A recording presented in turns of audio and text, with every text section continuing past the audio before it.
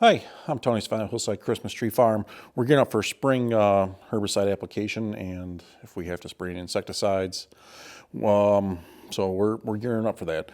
During the winter months, we drain our sprayer, obviously, and we kind of take the motor off and store it inside the house where it's not going to be below freezing, just in case there's anything in it. The pumps are pretty expensive, and we just like to keep it inside.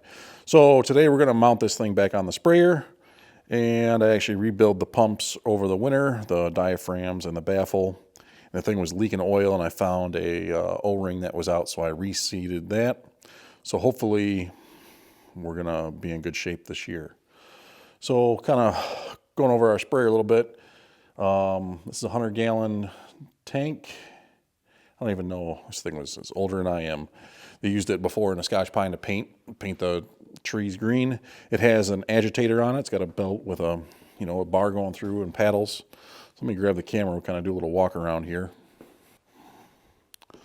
So we have I don't really know the brand of the pump, but it's an AR30. I can't remember off the top of my head.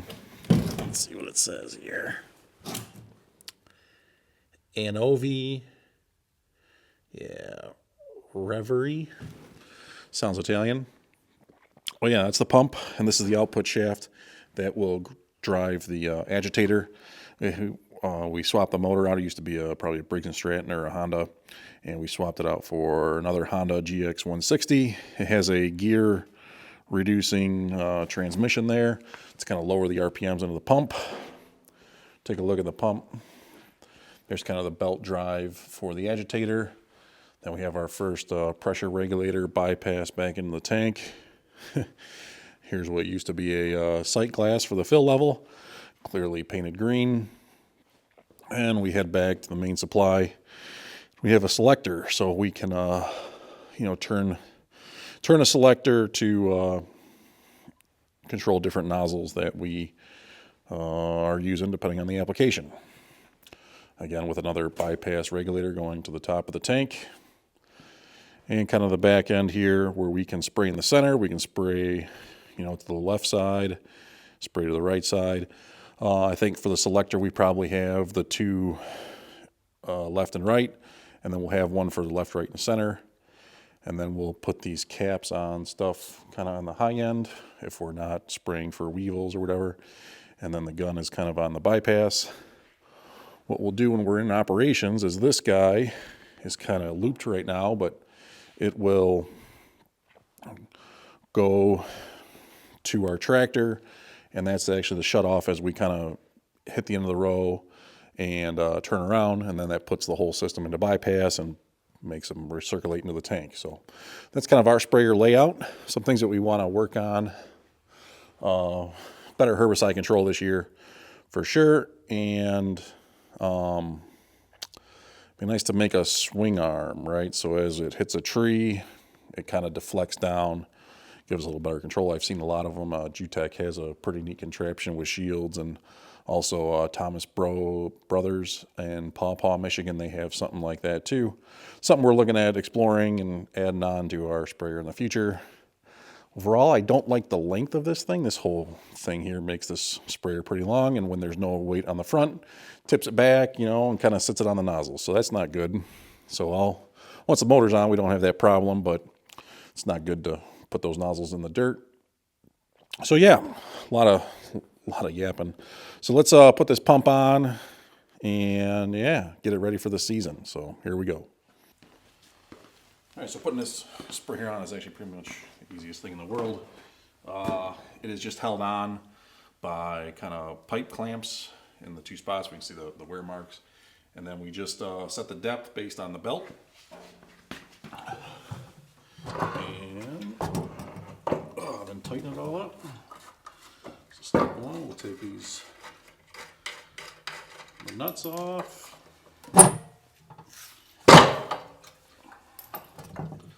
So we recently had to replace the motor because when this thing's in use, it mounts to our compact New Holland, and what happened is one of the arms for the 3-point hit the carburetor and broke it. Broke the carburetor, broke the cylinder head. So we had to replace it. So now we tape off and the, the 3-point arms, keep them low, and all that fun stuff. So now this thing will come down as we put the weight on.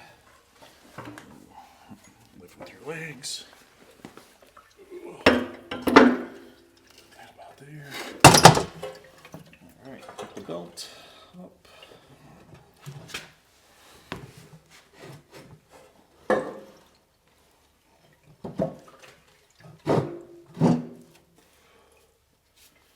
Right there.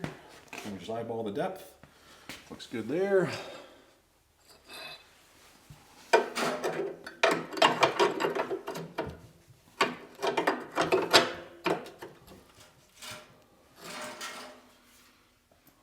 Lock nut washer.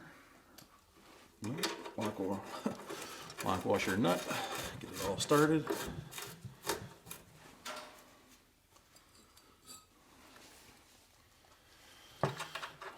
Two.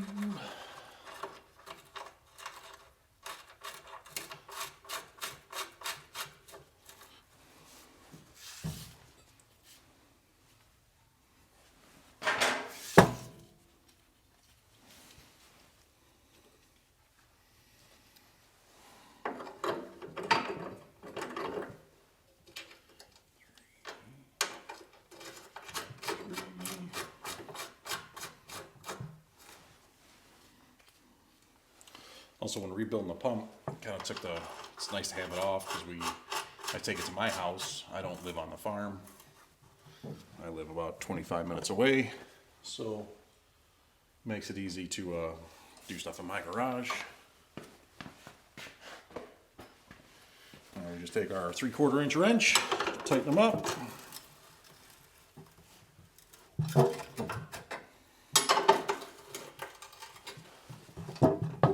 Belt's not too tight. Obviously you want to use aviation nuts or lock washers on this stuff with a lot of vibrations.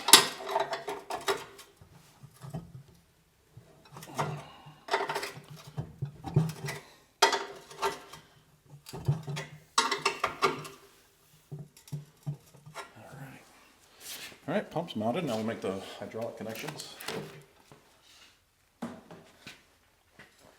So this is the supply to the inlet of the pump.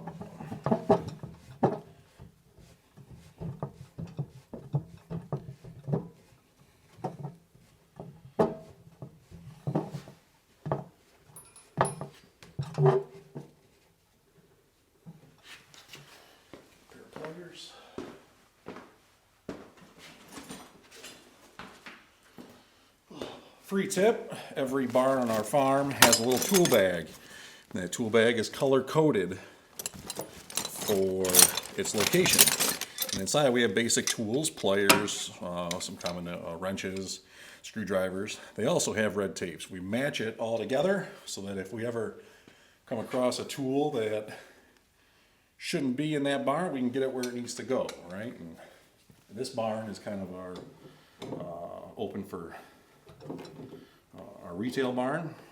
You know, we have our food and crafts and display. So, you know, there's not a lot of work done in this barn, but you know, you never know when you need something. So, just a basic set of tools is enough.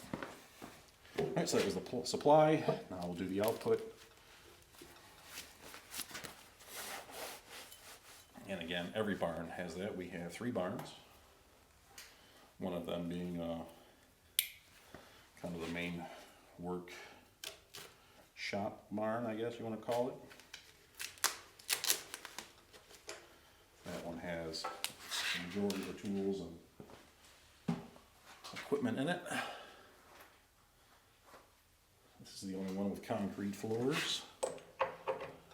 Alright, we're going to hook up the supply. Again, just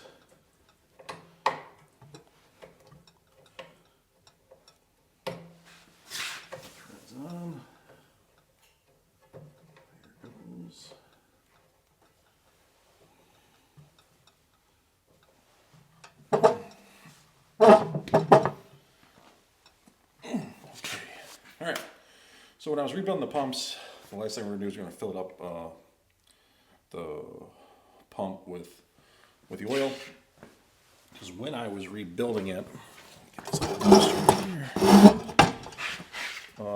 one of the cylinders came out and we didn't lose a good amount of oil. So oil should be inside, visible from the sight glass. So I'm going to change the camera angle here.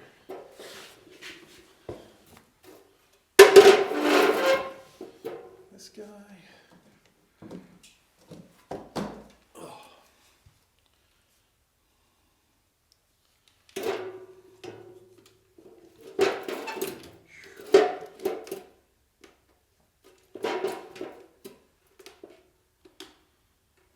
That's where the oil goes in.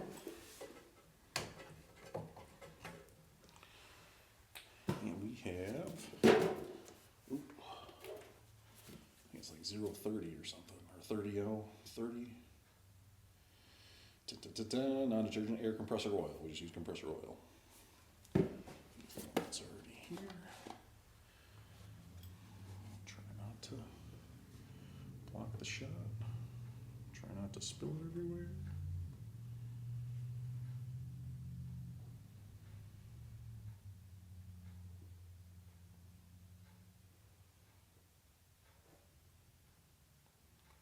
Changed oil on the Polaris Ranger today, and I'll tell you, this is a lot easier to fill than that was. I used the dipstick tube.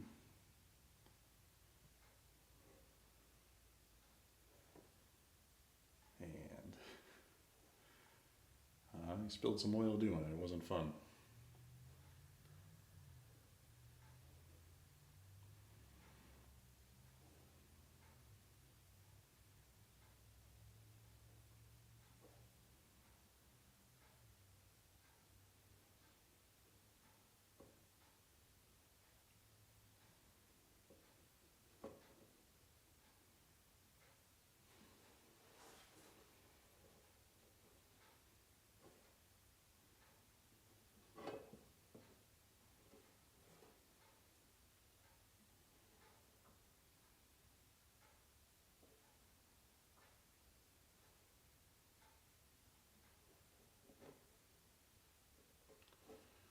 So quiet.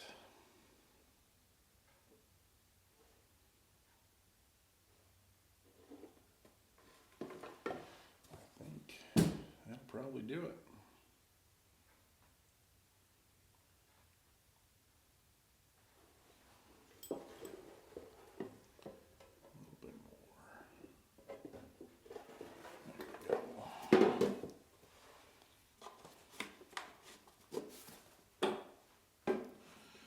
Cap, just a little quarter turn.